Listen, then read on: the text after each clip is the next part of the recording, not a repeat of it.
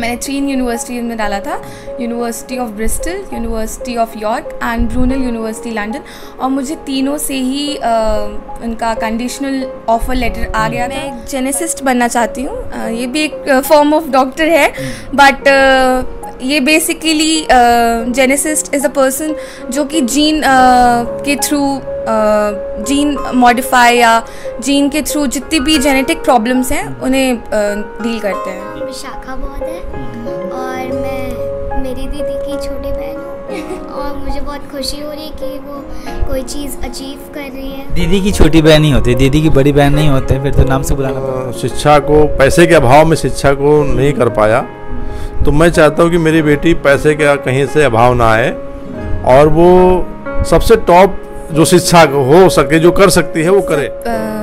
बाबा साहब की ही तो देन है कि हम सब आज इस तरह से बाहर भी पढ़ने जा सकते हैं। जय भीम, नमस्कार। हमारे साथ विशु हैं। विशु लंदन जा रही हैं और वहाँ ब्रूनेल यूनिवर्सिटी है लंदन में, वहाँ से BSc honours bio medical science में ये जेनेटिक के लिए जा रही हैं। और सबसे अच्छी बात यह है कि विशु को वहाँ पे स्कॉलरशिप भी मिली है। मैं लखनऊ में हूँ और ये जो फैमिली आप देख रहे हैं विजय बौद्ध जी की फैमिली है, बुद्धिस्ट हैं और काफ़ी धम्म के काम में जुड़े रहते हैं। और एक पूरे फैमिली के लिए, क्योंकि आज भी जब हम विदेश जाके पढ़ने की बात करते हैं तो हमारे समाज के लिए, अम्बेडकरी समाज के लिए आज भी एक बहुत गौरव की बात होती है, एक बड़ा अचीवमेंट होता है। क्योंकि जिस लोगों को, हमारे पूर्वजों को स्कूल में जाने का अधिकार नहीं था, आज के वक्त में अगर हम विदेशी यूनिवर्सिटीज़ में जा रहे हैं, वहाँ से स्कॉलरशिप ले रहे हैं अपनी प्रतिभा के बूते, तो निश्चित तौर पे एक बड़ी घटना है। इसके लिए विशु को बहुत बहुत बधाई। Vishu, congratulations first of all. तो क्या है, आप क्या करने जा रही हैं? मैं अपना बैचलर्स कंप्लीट करने जा रही हूँ, BSc honours biomedical sciences genetics, London की ब्रूनेल यूनिवर्सिटी से। एंड मैंने अपनी स्कूलिंग सिटी मॉन्टेसरी स्कूल से कंप्लीट करी थी विथ 94%। एंड उसके बाद मैंने थोड़ा पापा से बात करी, पापा का बहुत हेल्प है इसमें, और फिर मैंने अपनी यूनिवर्सिटीज़ और जो भी मेरा था मैंने देखा कि मैंने 3 यूनिवर्सिटीज़ में डाला था, university of Bristol, university of York and Brunel university London, और मुझे तीनों से ही उनका कंडीशनल ऑफर लेटर आ गया था। बट एट दी एंड मैंने ब्रूनेल चूज़ किया बिकॉज मेरा कोर्स और बहुत चीज़ें अलाइन हो रही थी उसमें। कब सोचा कि वहाँ जाके पढ़ना है? क्योंकि अभी जस्ट आपने 12 कंप्लीट किया, इस वक्त सोचना ज़रा मुश्किल होता है। ये पापा का, किसने सोचा था? पापा ने सोचा था। पापा और मेरा थोड़ा सा वो था कि मुझे बायोटेक्नोलॉजी में इंटरेस्ट भी था, और फिर पापा तो पहले एमबीबीएस के लिए बोल रहे थे, बट उसके बाद मैंने थोड़ा सा बोला कि पापा मुझे बायोटेक में करना है।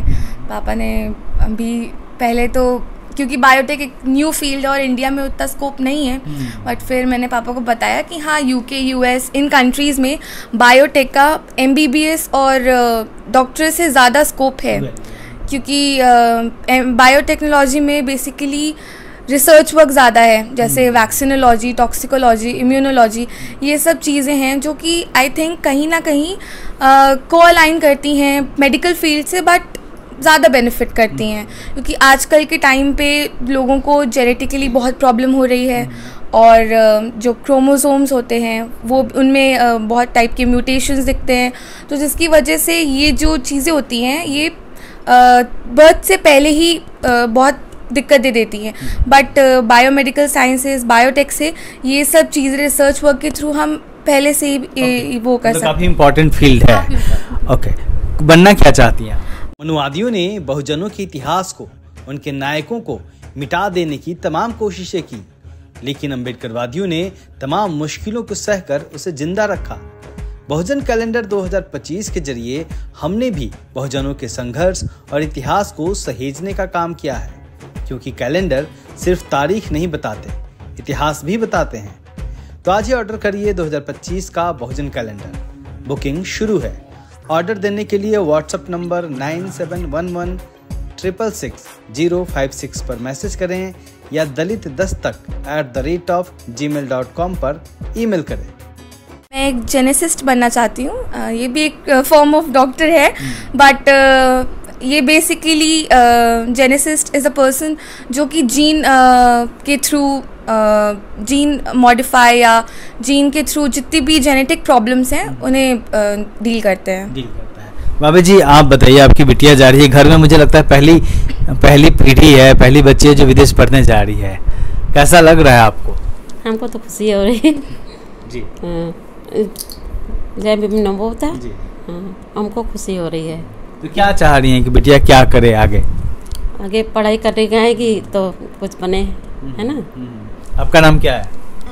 मेरा नाम विशाखा बौद्ध है और मैं मेरी दीदी की छोटी बहन हूँ और मुझे बहुत खुशी हो रही है कि वो कोई चीज़ अचीव कर रही है। दीदी की छोटी बहन ही होती है, दीदी की बड़ी बहन नहीं होते, फिर तो नाम से बुलाना पड़ता है। हाँ ठीक है। आपको क्या करना है? दीदी जा रही है, खुश हो? मैं पापा का बिजनेस, और आ जाओ पास। मैं पापा का बिजनेस संभालूंगा। अरे बाबा, पूरा मतलब क्लियर कॉन्सेप्ट है भैया। हाँ अच्छा, देखिए अभी से बच्चा कह रहा है कि बिजनेस संभालना है, दैट्स गुड।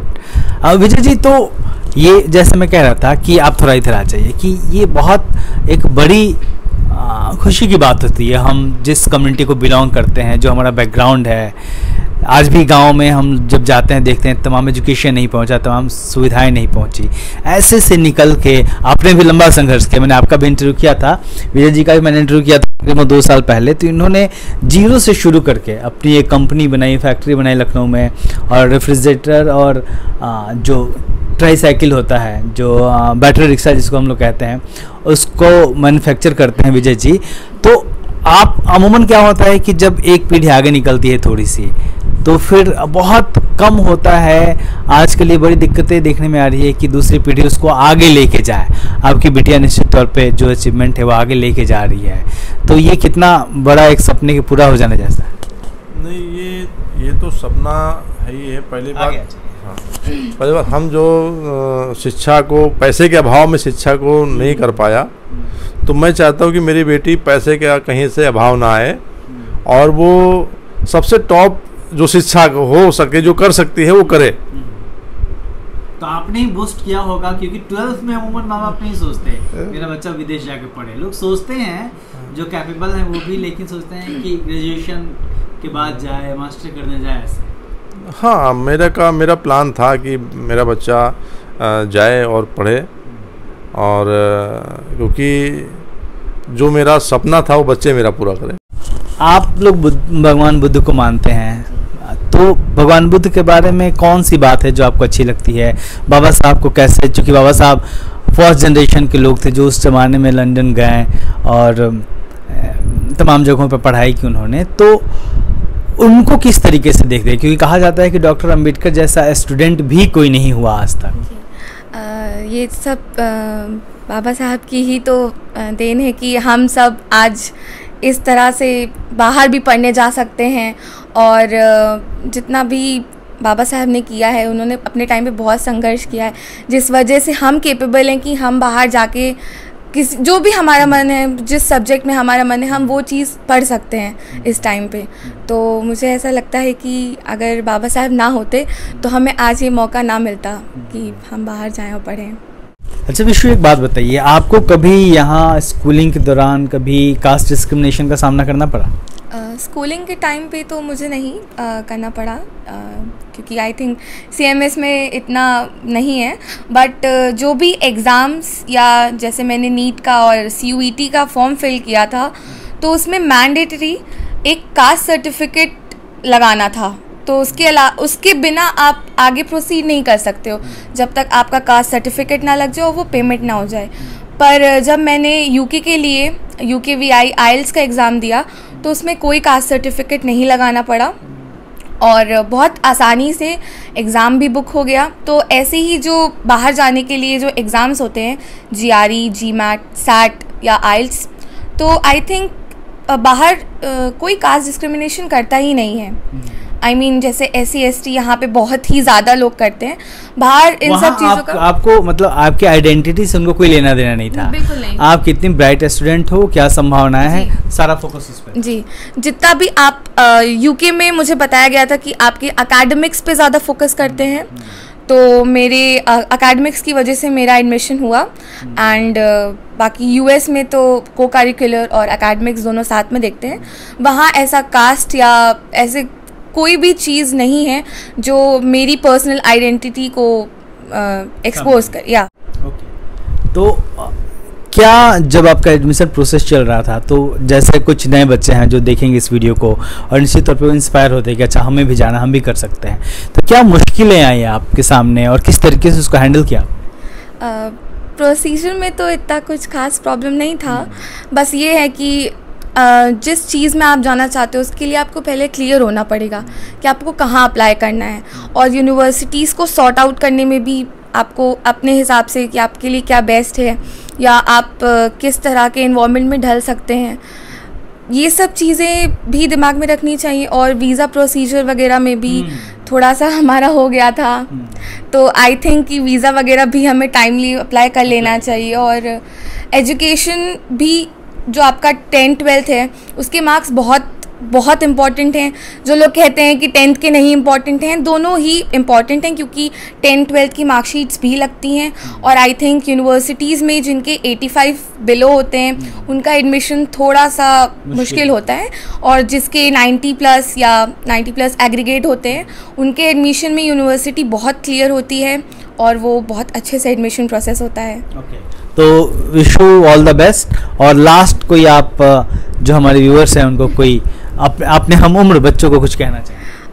अपने हम उम्र बच्चों को मैं ये कहना चाहती हूँ कि आजकल सब रैट रेस में जा रहे हैं, जेई नीट, तो आई थिंक कि जेई नीट के अलावा भी मेडिकल में या इंजीनियरिंग में बहुत चीज़ें हैं जो कि जहाँ आप एक्सेल कर सकते हो। मतलब वो बेफिजूल का बर्डन लेने की ज़रूरत नहीं है।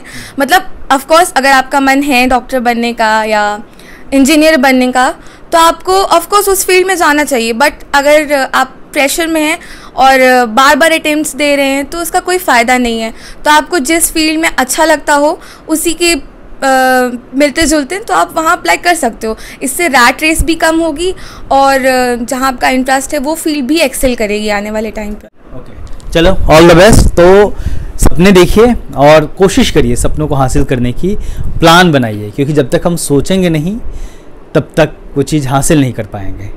तो विशु को ऑल द बेस्ट, और लंदन में जो लोग देख रहे हैं वो ख्याल रखेंगे इनका, मेरी अपील है आप लोगों से। तो देखते रहिए दलित दस्तक और हमारे चैनल को लाइक करिए, शेयर करिए, सब्सक्राइब करिए। जय हिंद।